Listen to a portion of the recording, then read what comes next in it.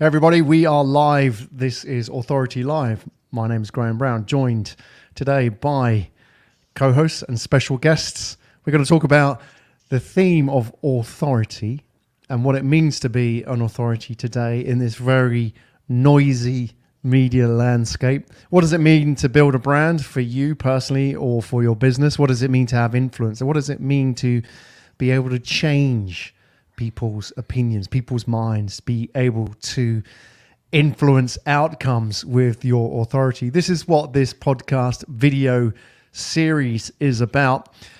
Today, we're going to talk about something very close to my heart and hopefully a bit close to yours as well. We're going to talk about that feeling of the imposter syndrome, and to help us today understand it and what the potential solution to that feeling, not necessarily the imposter syndrome itself, but the feeling of the imposter syndrome. Let me introduce our guest today. I have our co-host, Rachel Franklin Hayes, who is joining us in the studio here. Welcome back, Rachel. Hello, Graham. I'm really excited for this one. It's a topic that's close to all of us. Yeah, it's not impossible to... Well, let me get double negatives right. It's impossible to not feel the imposter syndrome despite all your success. We're going to talk about that today. We've got some guests coming out. Let's introduce the guests and then we'll do the chit chat as to looking at the actual data on the imposter syndrome. We can have a look at the live card again. Coming up, we have joining us in the studio, Sedge Beswick, who is the founder and CEO of Scene Connects, one of the UK's most successful influencer marketing agencies. Really, that's going to be an interesting walk through the world of imposter syndrome and that feeling that maybe you're not good enough, or maybe you're comparing yourself to other people, and look at how she and also the people she works with experiences that and what they do about that. After Sedge, we have the uncertainty scientist, author of Decoding Change, Chris Marshall, who will be joining us in the studio to share insights on not only his personal imposter syndrome, but also what that means in the world of work. Is this a thing now? Are people talking about the imposter syndrome like they weren't talking about it before a few years ago? And what does it mean for leaders in terms of that conversation? Are they the ones experiencing it? Should they be doing something about it? If you're interested in the subject, if you're watching live on LinkedIn, feel free to drop comments in the comment box. We will pick those up. If you've got any questions for us or the guests or feedback or thoughts, comments, whatever it may be, please just let us know and we'll field the best ones to our panel here today. Rachel, imposter syndrome. When was the last time you felt an imposter? I think we all go through those phases, Graham, of just not feeling good enough. Like we know we are, I guess. Like we know that we can do it, but you go and compare yourself, like, oh, maybe they've been doing this longer, maybe they know more, maybe I don't know enough, maybe everything I'm getting right at the moment is about to come crashing down. And I think it's those kind of intrusive thoughts that we can all relate to, and they just flash up, don't they, regardless of how well you're doing. Like they creep in. Yeah, and the bit about regardless of how well you're doing, I feel that even that you may have experience is probably more common. And we'll look at some of the data as well shortly. I mean, myself personally, I get the imposter syndrome when I find myself in situations like this, for example, which seems to be a very comfortable situation. We're going to have a good conversation today. I don't feel like I'm out of my depth. But, you know, I've been on TV, I've been on CNN, I've been on BBC, both radio and TV. Been on breakfast news once many years ago. I've spoken at conferences. I've been in on the FT, Wall Street Journal, etc., etc. So you get the general drift of things.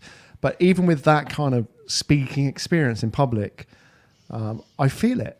You know, sometimes I feel that and the key here is I'm going to get found out. It's like I'm winging it. And I have this dream, a recurring dream, and I don't think I'm the only one in this. So I'll share it with everybody here, a little bit into the deepest, darkest corners of my world. Oh, I have this, I don't know if like anybody else has this dream. I have this dream, and I'll set this dream for you, Rachel, is that I'm at school. So it's like, okay, I haven't been at school for 35 years. We have some repressed stuff here, I'm feeling. There's a lot of repressed emotion and feeling there. So I'm at school, and it's specifically exam day. Okay. And I've got an exam. It's probably O-levels because it shows my age.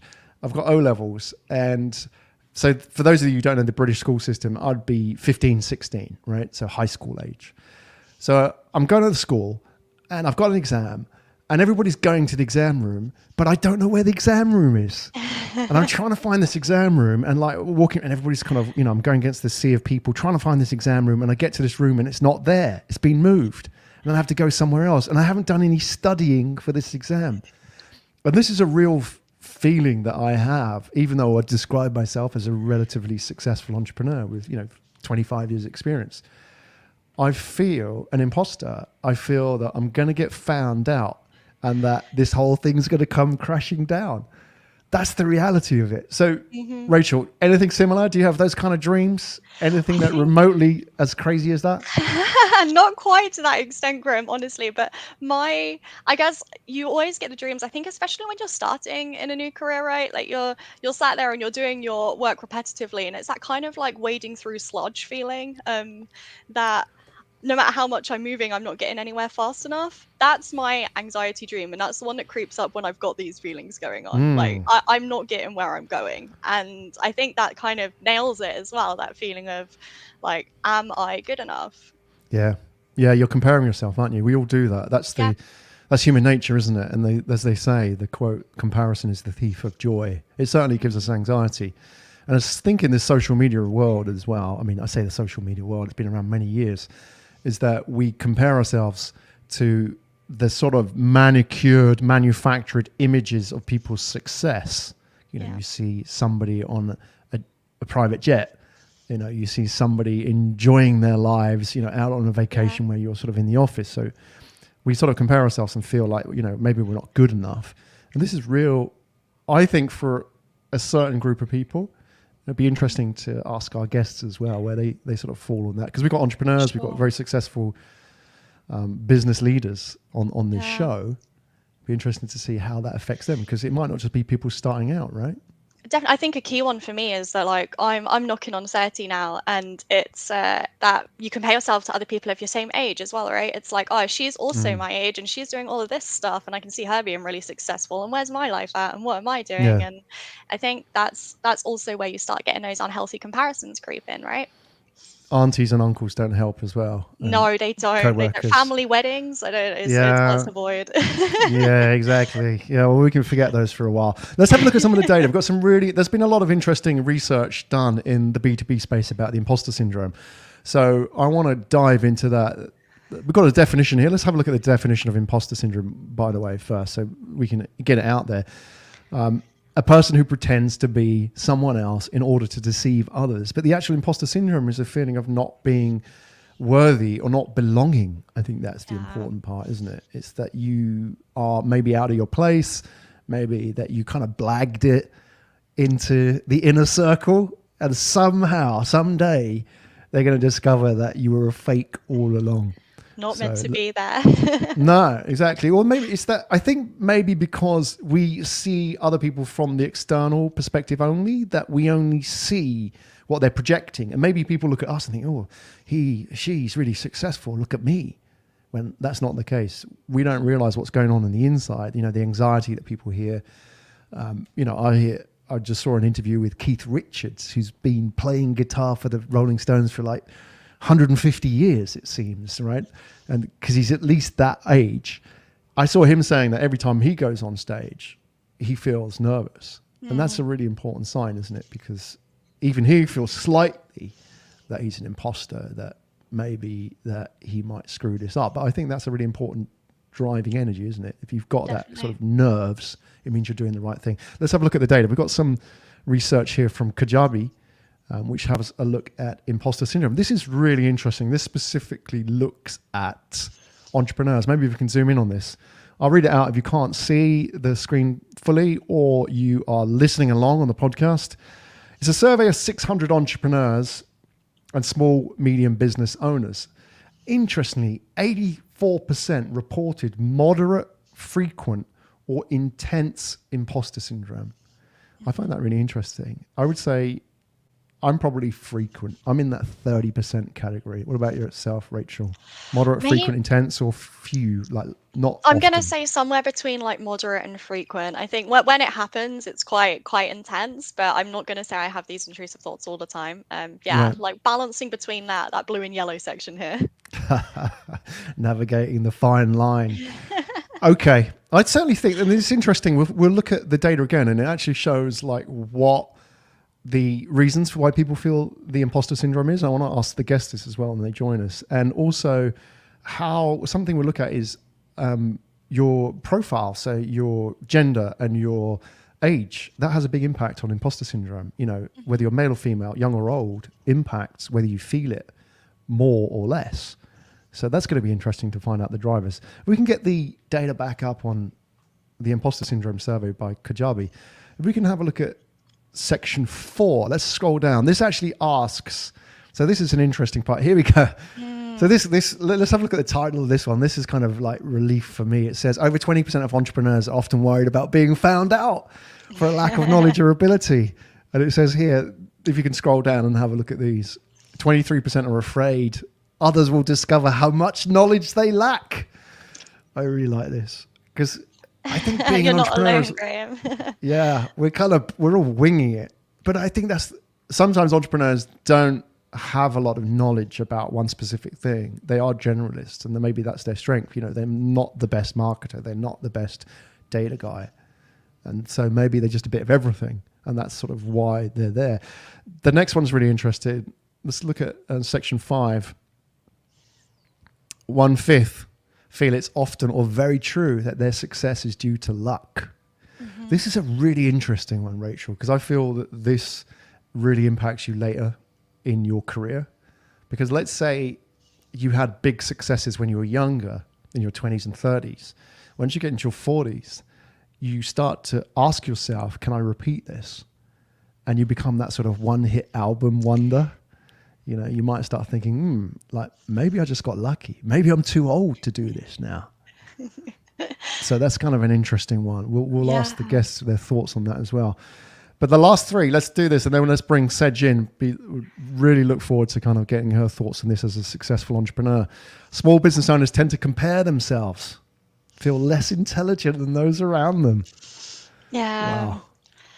Do you compare Crazy yourself, how it Rachel? can get you to, yeah, definitely. And I think how it gets you to doubt things like intelligence and stuff as well, right? Like I know who I am, I know what I'm good at, but you do still get in Yeah. those situations where you're like, oh, well, what are they good at? Maybe there's more going on in their heads. Maybe they can think of more than me. Yeah, maybe they're just more They're intelligent just better genetically. potentially. It's just, yeah, we're crazy humans sometimes. Let's have a look at 7. This is what I was alluding to earlier. This is really interesting. After receiving recognition for an accomplishment, 1/4, so 25%, have doubts that they can repeat their success. I definitely have had this, especially in my 40s, after quite a big success growing an agency and then taking time out and thinking, actually, I had it in my head for quite some time that my best years were behind myself, right? Yeah. And that's quite a hard reality, especially, you know, when you're on the wrong side of 45 and you're feeling that, you're looking at all these sort of young kids, with all due respect, who are starting businesses and getting all this funding, and now they're worth $1 billion. And there you are in your 40s thinking, oh my, like, maybe that's it for me. Maybe I'm done. And the last one is interesting. And maybe this is kind of a root of it. Most entrepreneurs or small business owners tend to discount the importance of their work. I find that fascinating. I haven't really thought about this. And I think what this is alluding to is that they tend to underrate what they do, and they tend to take a lot of what they do for granted. Oh, like everybody can do this, right? Yeah. But actually, you know, a lot of people do struggle with what becomes very natural to successful people. And that's the challenge. Maybe we're just unsatisfied generally. Maybe that's the kind of the blessing and the curse of being an entrepreneur. It's the energy that both makes and breaks us, right? So I'm really pleased joining us today. We've got some successful people in different walks of life.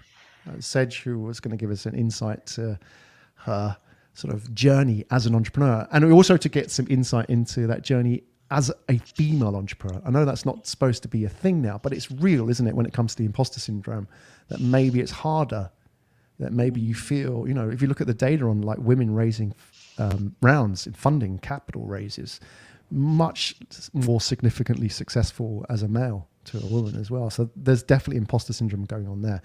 Okay, so let's unpack it a little bit. Sedge Beswick, who's joining us, founder of Scene Connects, a very successful influencer agency. Sedge, welcome to the show. Hopefully you don't feel like an imposter. Thanks for having me. No, but I was nodding along going, oh yeah, this makes so much sense into how and why I'm feeling the way I have done and do. What parts of it were you nodding along to specifically? Because I did actually bear all. I told you about my dreams, so it's all out there now. What about yourself? Which parts resonated with you, Sedge? I have recently returned from maternity leave, having my first child, and the latter part around, about not valuing your own work and the impact and piece. I was like, that makes so much sense into the handover I did, because there was so much stuff that I discredited that I do for the business, at the business, because for me, I just felt, well, that's not the important stuff. The team are the best and what they do is the best. And actually, I am so insignificant as the bigger agency gets bigger. So yeah, and then that obviously then has a knock-on effect when you return to work. How many people in your agency now? In the UK office, there's 45. 45. Okay, so it's a large enough concern to feel that, obviously you could look at that and say, well, that's definitely a successful agency, but at the same time, you might not think, well, it's not quite 200, 300 yet. Are you in that sort of game of comparing yourself to other agencies? How does it work for you? Because it is a success on that basis alone, but do you feel satisfied with that? It's quite funny. I've had the agency for 7 years, and I still will go onto TikTok, go onto YouTube, and I'll see a brand influencer campaign, and I'll think, God, what did I do wrong to not even get the call up to pitch for that? and it still hurts, and it's ridiculous. It's not even that we pitched and we lost the work, and it is they wouldn't have. There's so many influencer agencies now. It is not. When I started, we were the 87th registered influencer marketing agency globally. Wow. But obviously now there are thousands and thousands in every media agency, creative agency. Everyone throws their hat to a little bit of influencer. So getting on those pitch lists is even more. But yeah, every time I'm just like, well, we're clearly not good enough. I'm not good enough. They didn't want us in the room. So yeah, it doesn't. But I think even if I was 250 people, you'd still then look at the next agency and the next milestone and constantly compare and feel like what you've done isn't good enough or wasn't big enough. So yeah, that doesn't go away. Do you think that's the energy that drives and makes you as well? Because I think that's the sort of, if you were satisfied with everything, you wouldn't have got up off your butt and actually started the agency in the first place. So I wonder if that's sort of, the flip side of the same thing. I am naturally incredibly competitive. I used to do a lot of sport. I was competitive as a trampolinist, and that 100% is instilled in you, but it ties back through. So when obviously you guys invited me onto the show, you take it back as early as when I was 12 years of age, thinking about competing. And actually what I used to do was sit in the corner of the sports hall and go through my routine in my head because I wanted it ingrained. So when I got up and I presented to the judges, that was going to be the best routine that I did. And I still have to do the same thing now when I go on stage, to your point, whether it's BBC Breakfast, whether it's Sky News, whether it's a conference, whether it's even just standing up in front of my entire team, especially when you're coming back and you don't know half of your team.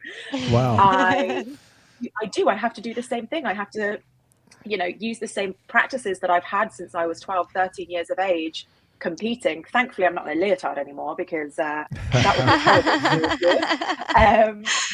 Might make it a bit worse for you potentially. Yeah, well, everyone in the room probably. But yeah, that practicing bit is what helps me get through imposter syndrome. But I have it daily. Right. Yeah, trampolining.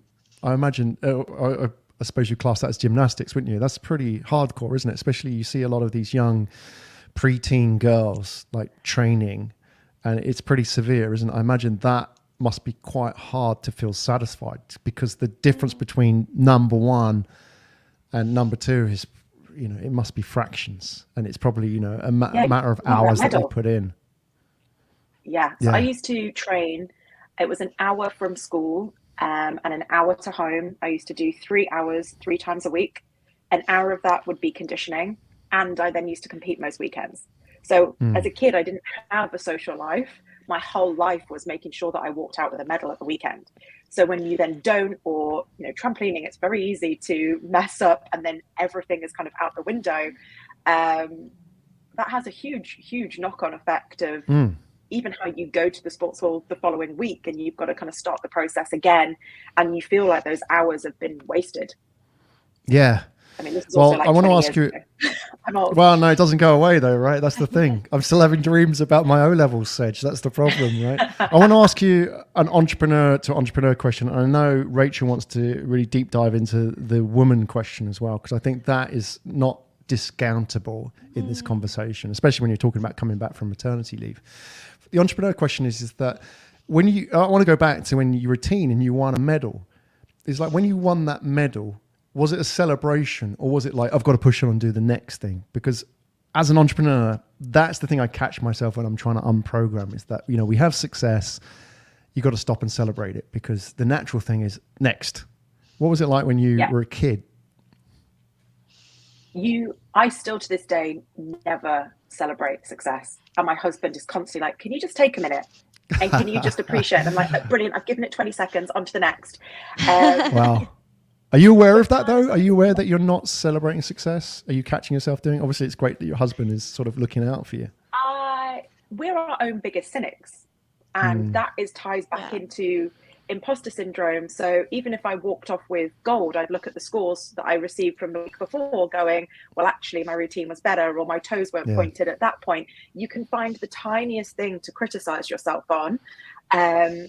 And then again, when you start the process the following week, when it's Monday at work, you're thinking, right, what is it that I could do? And I'm terrible at celebrating successes. I will always see the worst that I did versus what I achieved in those situations. But again, I'm competing with myself. I'm creating that hunger and that drive to perform better, to do more. So again, to your point, it's a double-edged sword, and the two tie in together very nicely. Yeah, it's learning how to sort of harness that energy, isn't it? It can be quite destructive if not funneled, but it's like a fire, isn't it? It can create and it can destroy, and it's just sort of learning to accept it as part of you, that you're, dare I say it, and I speak for myself only here, that I'm not normal, and therefore I have to accept that this is actually my spike, what I'm good at, and let's make that. Traditional education system wouldn't recognize that and make that into a positive aspect of, what I can do. So it's having to discover that and use it. And there'll be people that tell you that that's a negative thing, right? So I think that's the challenge. I want to bring this round to... Can I ask you a question? Sorry. Absolutely. So one of the things that I found in my career, so the first time I hosted a lecture, terrible, felt physically sick. And now I can host a lecture and I don't even realize that I've done it. The first time I went onto Sky News, sweating profusely. And I feel like once you've done the things that give you the biggest imposter syndrome and the pure anxiety, fear, stress, sleepless nights, and then they're done.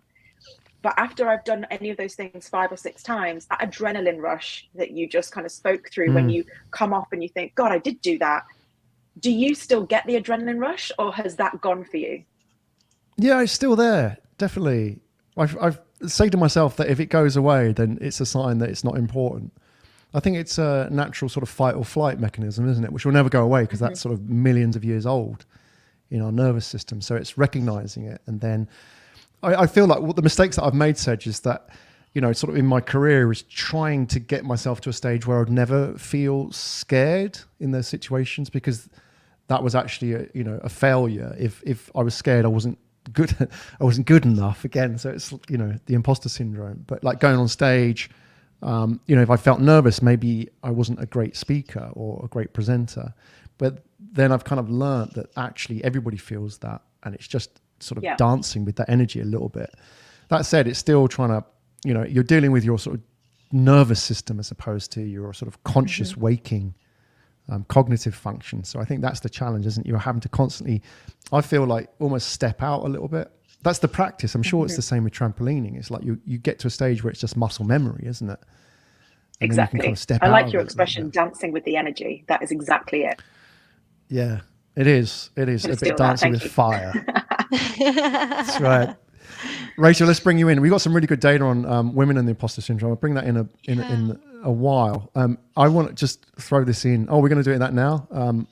I'll reference it and then Rachel can take it away. There's data point here which we'll bring up, and it actually says working mums make up the highest percentage of people with imposter syndrome. That's insane, isn't it? Yeah, think about the challenges you have anyway.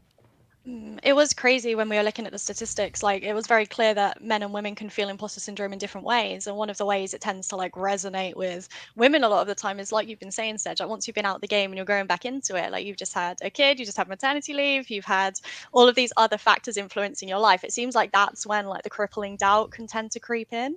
I'm just keen to hear about your journey with that, and have things changed for you, like before and after becoming a mother? Like, what are the impacts that this has had on you personally, your career? Like, do you feel it? Oh God, I absolutely feel it. And that doubt has never been louder in my head than ever before. And I often find that when I do things, I get a little bit nervous and anxious beforehand. And then once I'm up there and I'm doing it, whether that is a pitch to a client, whether that is even meeting a celebrity and making sure, like one of the first people I interviewed was Elle Fanning, and she was probably about 14 at the time. And I couldn't stop swearing because I was so nervous. And this poor girl who was young just kept looking at her agent thinking, who is this crazy woman who is repeatedly swearing at a child? And it was from excitement and enthusiasm that obviously can get misconstrued massively. But then when I came back from maternity leave, it's my business. So my business had to, like, I hadn't set up everything for a returning to work parent. I didn't understand it. I've got lots of parents in my team. Lots of them have got older children. So it never occurred to me of like what my first day in the office would be. And I run the business. So I was on calls, I was getting texts, I was still in contact with the business. But my first day back, I cried the entire length of the Northern Line. I've lost an AirPod. Through enthusiasm in my speaking there. Have you got me? You're still good. So I cried the entire way on the Northern Line. My first day back, I think the expectation was that I would work through what my first day back looked like, but I wasn't working. So I didn't have any of the appropriate meetings. I didn't have any of the appropriate material that I needed to then step in and do my job. And it made me realize that, exclude me from the situation, I think people think, and I am generalizing here, but because you're a parent, you've lost your ambition, you've lost your drive, you're just like, your priorities have shifted. I care only about my daughter. That is number one, and everything else in the world is secondary. But I still care about my business. I still care about the team. I still care about my clients. I still care about the celebrities, the influencers I work with. But I have to be so much more precious about my time and introducing those boundaries. And I look different for how I'm returning to work. So then I feel anxious. Like, do people think I'm sitting on my ass? Because I'm only in the office one day a week, do people question what it is that I'm doing?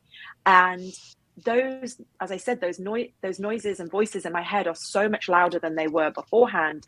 And I've really spent a lot of time thinking about future people in my team that are going to have children and return to work, how they're going to feel, how we better support them, and how we help them kind of fight those imposter syndrome demons, because that's the employer's job too. Yeah, Wow. I think that's really interesting that you've taken like your own experiences there and can use that to hopefully like better the people in your team. I think one of the crazy statistics Graham and I were looking at is like, I think only about 5% of employers actually tackle imposter syndrome with their staff. It was something like that. And I guess those personal experiences are what can help you to break into that pattern. But I think we're also in a society where there isn't, most of the time, the confidence to say to your line manager or to your senior management, God, I feel physically sick that you've asked me to do that. Or, so no one if I have someone to present in my team for, again, a pitch or an all agency meeting, no one's going to tell me if they don't want to do it. So I then can't help them and support them in tackling that imposter syndrome. Yeah. So you're only as good as the information that you're giving, but because as a society we're told to just kind of deal with it.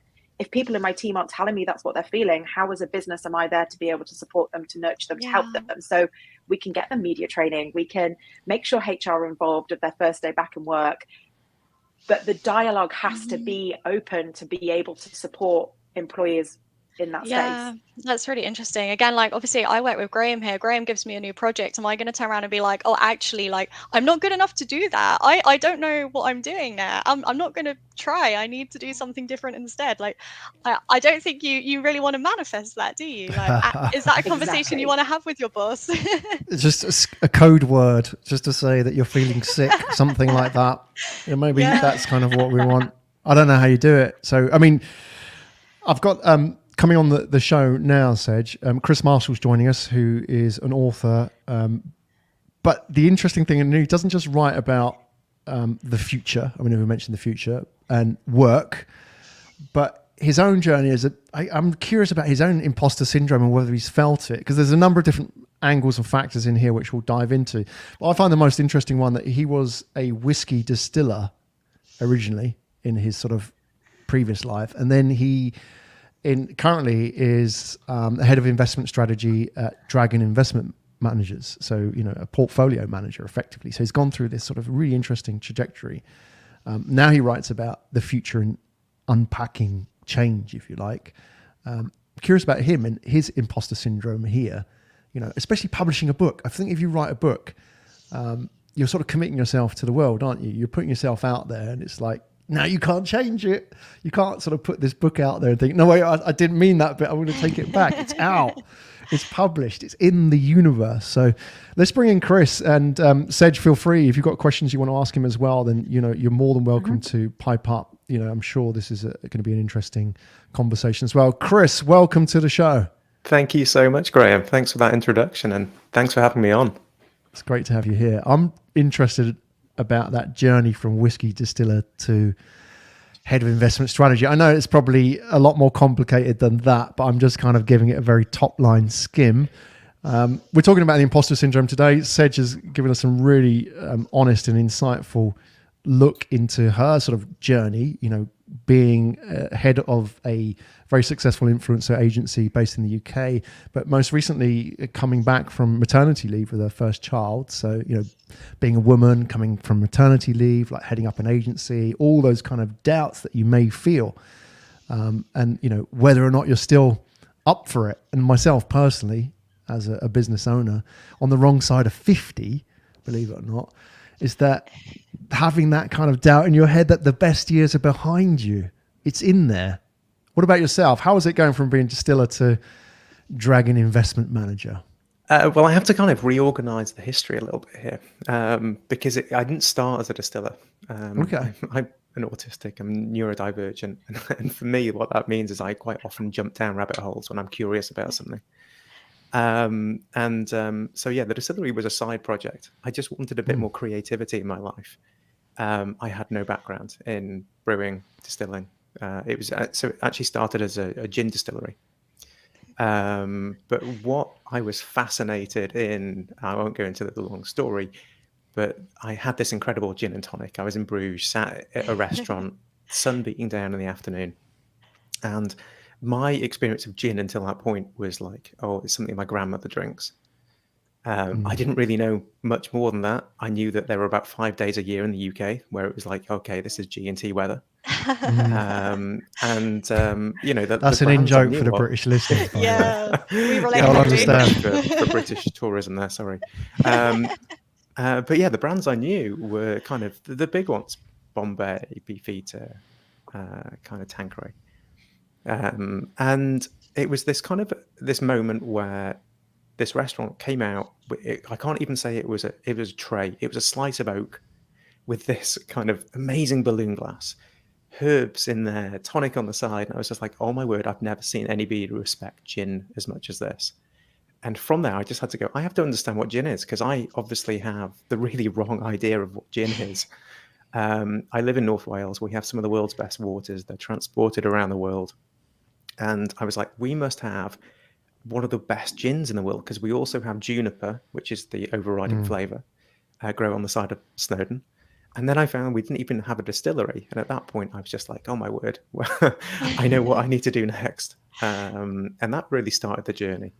So it started as a side project. It turned into this incredible success, which I was not expecting. It got itself into cookbooks. James Martin said it was his favorite gin in the world. It went on to ITV, all these kind of crazy things. But yeah, that was kind of concurrent to my work as both a behavioral scientist and futurist. Nice. It was, yeah. That's an 8-year journey, though. It's not a side. It's not. I mean, you're downplaying it a little bit here. I mean, it's 8 years side project, and you're still doing it.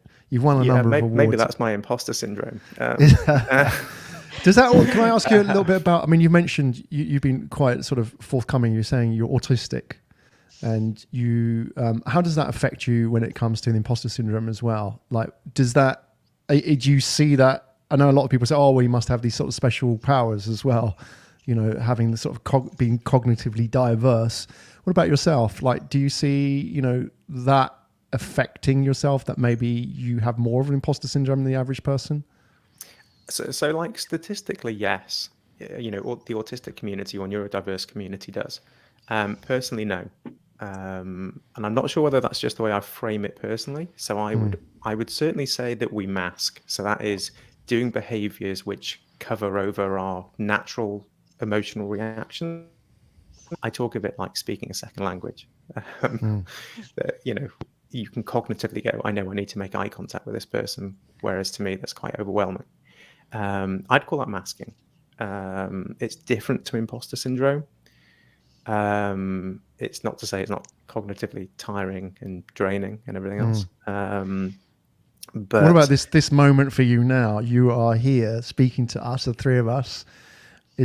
How do you feel right now being somebody talking about your successes? I don't mind, because for me, I actually kind of see the positives of imposter syndrome, and I think we need to sometimes drop the label. I was backstage just a minute ago listening, and it was a great conversation, and kind of the overriding thing coming out for me was, this is natural.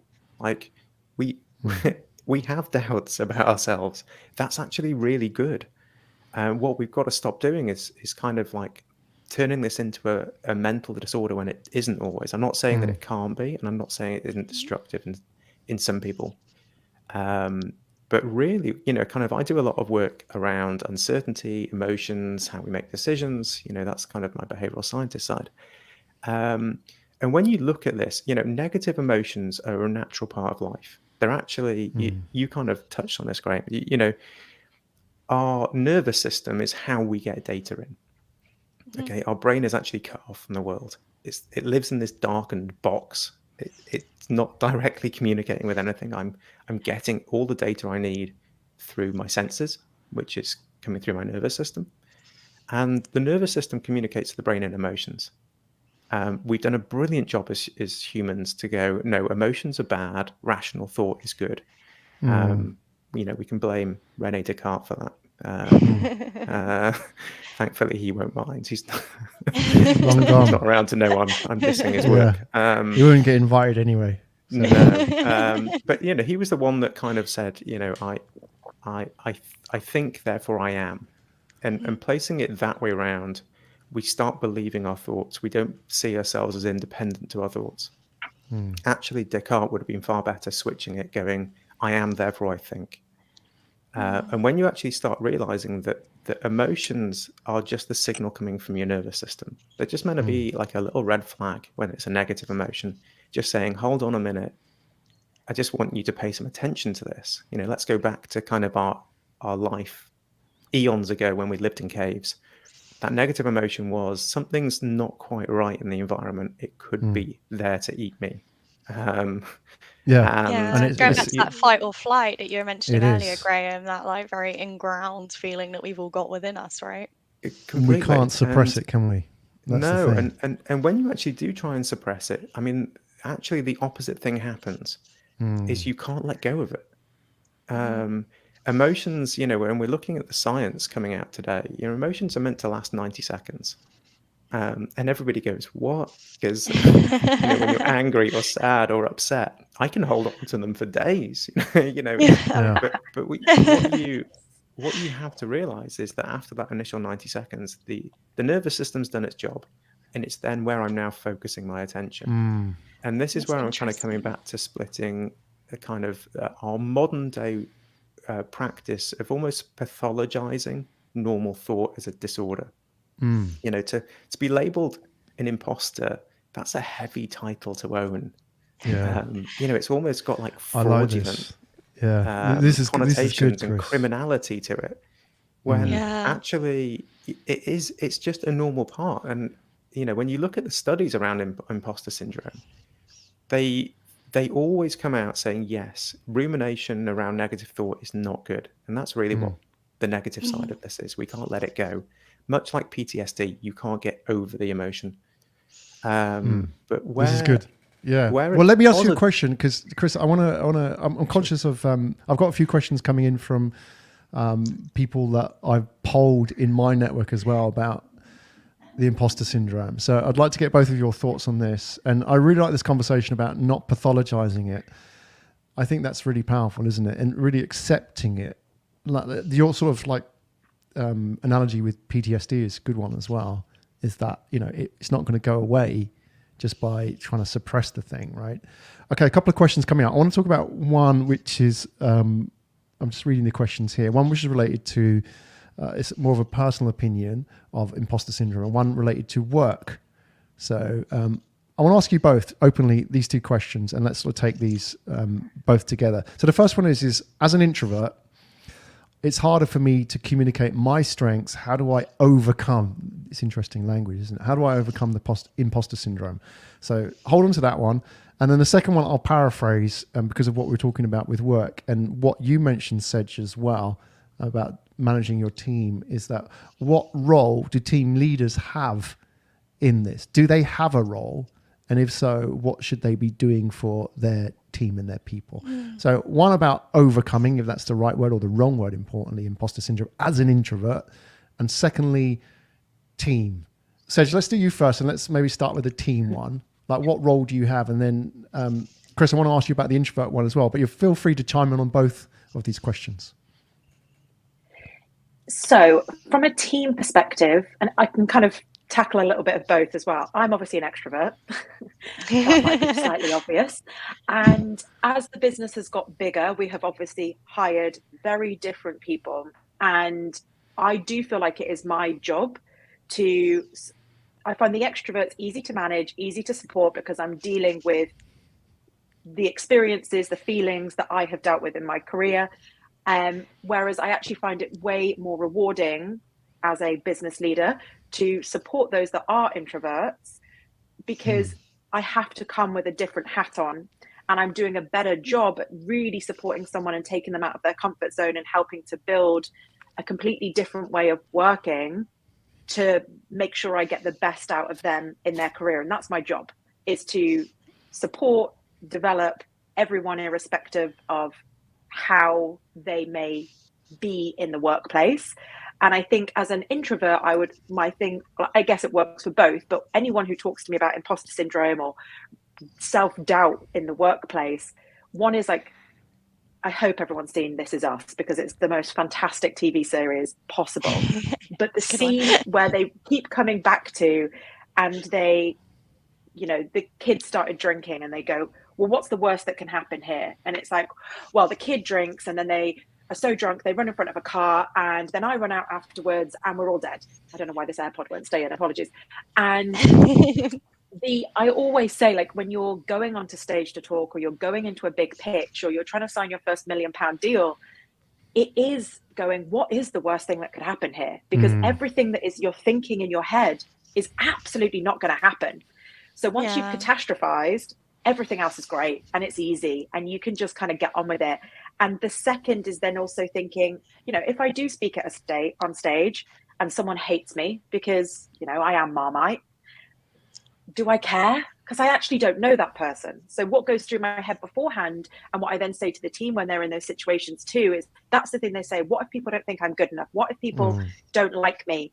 Well, you're never going to speak to them again. So what impact is that going to have? And they're the different tactics that I try to go through with my team. Be over prepared, think of worst case scenario, and think of the person that might have that view or an opinion that is making you feel the way that you're feeling. And does that actually matter when you get home at night? And those are good answers. Yeah, I like the it. team in those bits is key. there's a bit about, we hear a lot, don't we? People say, oh, people fear public speaking more than death. I don't believe that survey. I know it's often cited, isn't it? But I think that's myth. Like, honestly, So public dramatic. speaking versus death, it's like, I know which one I would take. I mean, yes, public speaking is scary, but it's not like somebody's got a gun at my head. Chris, what about yourself? Public speaking versus death. We all know that one, but do you get scared when you go up on stage, firstly? And then also I want to roll it back to the bit about management and what you do for your team and how that sort of pans out as well, because there may be people who aren't as brave as you going on a podcast like this, who may actually be feeling sick for the thought of going on the microphone. Do you get scared? No. I think, kind of coming back to that idea of kind of death or public speaking, I should think just more people have experienced the public speaking and therefore can go, oh yeah, that really scared me. Ask somebody that has had a gun to their head, they probably would tell you, that's probably a little bit more scary. But no, for me, I don't. I love public speaking. I love being up on stage. I love the energy that comes from a room, and all those things. Coming back to kind of your question around kind of overcoming these kind of things, for me, it's about the feeling of safety. So let's bring this again. I'm going to keep coming back to stress. I'm going to keep coming back to the nervous system, because this is what dictates how we think and how we feel. When we're safe and secure, our parasympathetic nervous system is in control. So that's the opposite of fight and flight. And in that state, that's where we're in homeostasis. It's where we can rest, we can recover, we can grow. But it's also where we're empathetic. It's also where we can engage with others. In fact, when you're in a state of joy, that's kind of the best state you can be in. Joy is an internal state. Happiness is an external state. You are not just connected with others. That's where we are intimate with others. That's where we can share stuff in a feeling of safety. And so I think kind of one of the big things that we've got a challenge here is workplaces have to provide that feeling of safety. And that's about culture. The challenge really is that we're in a world of uncertainty, and uncertainty makes us more kind of stressed. It ticks up that kind of, we're at least more mobilized. We're more hyper vigilant. We're more aware because we feel threats around us. And really what that's doing is it's splitting us apart. And you can see this in any section of society. That you've got polarization of views, you've got polarization of thinking. And where workplaces can really tackle this, because it's really just about an employee or a team member or colleague going, hey, that task you set me, I'm really having some big doubts about my ability to do it. And the response will likely be from the manager or colleague, hey, do you know what? The first time I did that, I had the same thing. And all of a sudden, you're now building a team. You're now actually kind of fostering a community by sharing that, rather than labeling it as something that shouldn't be there. But for me, it's about the culture. And when we kind of come, through this period of disruption, which I think we're starting to go through, maybe that's the scary thing for some people. I don't think we're there yet. Then we're going to have to get far better at controlling our stress states, because it's not just about our personal well-being. It's about what happens in a work environment and how confident and safe people feel to share what's really going on, and how we can connect with them or see their point of view.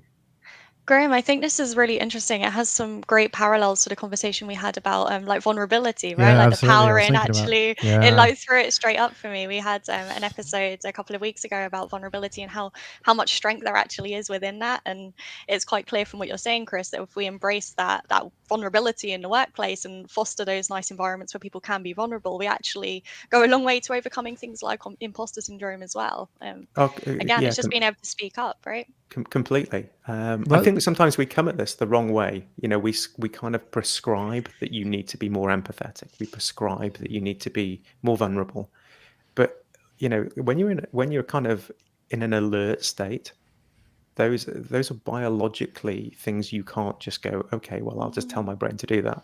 There's a reason why you're not being vulnerable. There's a reason why you're not being empathetic, and that's because the brain chemistry is saying, okay, well, this is not the time to be curious about the lion. Now is the time to kind of be very rigid and closed-minded and everything Yeah. else.